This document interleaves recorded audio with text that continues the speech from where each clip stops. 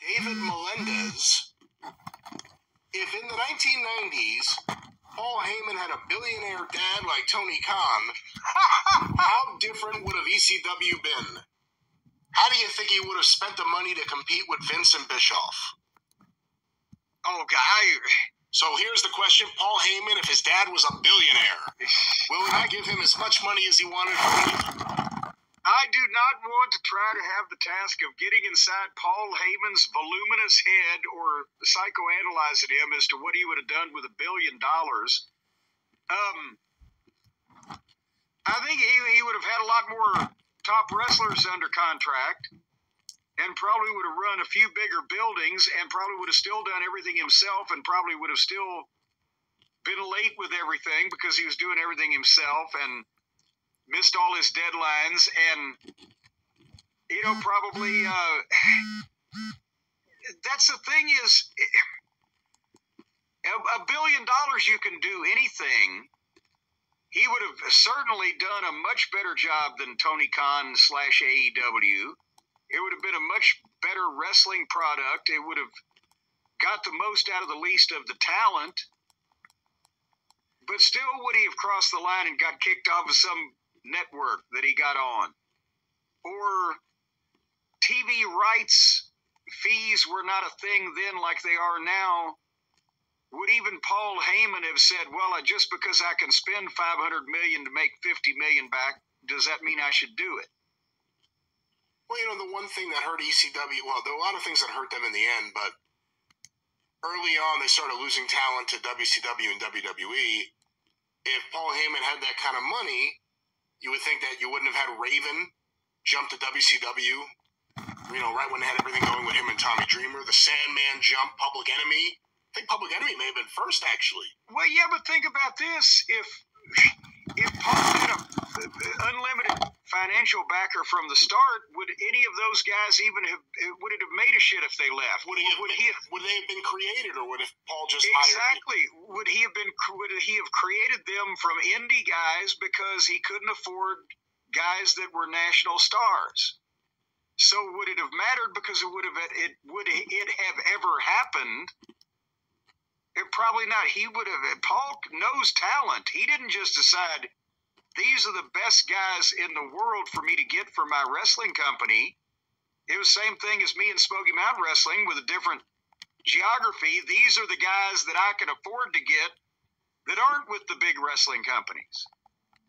So if he didn't have to worry about money, he'd have probably had half the WCW roster and a couple of the WWF guys. But then, and I'll say, and you can ask me this in a second, but then to put an exclamation point on that, just because he would have had the money to buy them doesn't mean that he would have, because Paul Heyman, even though the thing that everybody's always said is the drawback he had was he was a horrible businessman, he's still a better businessman than Tony Khan in the wrestling business. So would he have overpaid for talent just to get him? I don't know. If you had had a billionaire father for Smoky Mountain Wrestling, what's the one thing you would have taken if you just had unlimited capital? Where's the one area you would have dedicated some money? Was it just to get more TV? Yes. That's the thing is, if we could have got on television in enough big markets, there wasn't another problem. So it wouldn't be like I needed $1 billion. We did. In 4 years, we probably didn't spend $2 million of Rick Rubin's money. So you wouldn't need $1 billion, but to get on television in Charleston, Huntington, West Virginia back then, it was still $1,800 a week if you would just buy an hour in a good daytime slot. So I would have done what we did in Knoxville and to a lesser extent in Johnson City, but I would have done it in Charlotte and Asheville, Greenville, Spartanburg, and Chattanooga, and Lexington, Kentucky, and Charleston, Huntington, and Roanoke.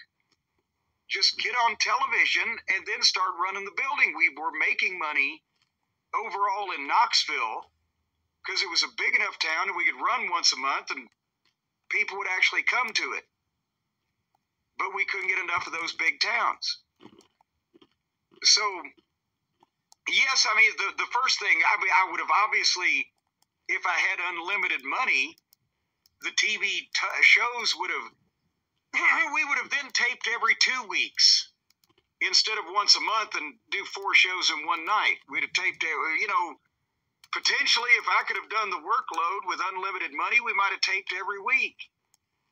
But that wasn't really necessary in those days. Every couple of weeks was easier for everybody and didn't make a fuck in terms of the ratings. And I would have also tried to pay the guys a little better than what I did. There wasn't any need to rent different buildings because I've mentioned this. We talked about the Smoky Mountain days before. The Knoxville Civic Coliseum was a 6,500 seat building in the middle of downtown Knoxville, and fully staffed. The rent and the Ticketmaster charges it was like $2,500. So try to rent a goddamn place to have a bar mitzvah or a wedding reception now for $2,500. So it's not like we needed to spend more money on buildings. We had the buildings. We needed the TV. Brightspeed is giving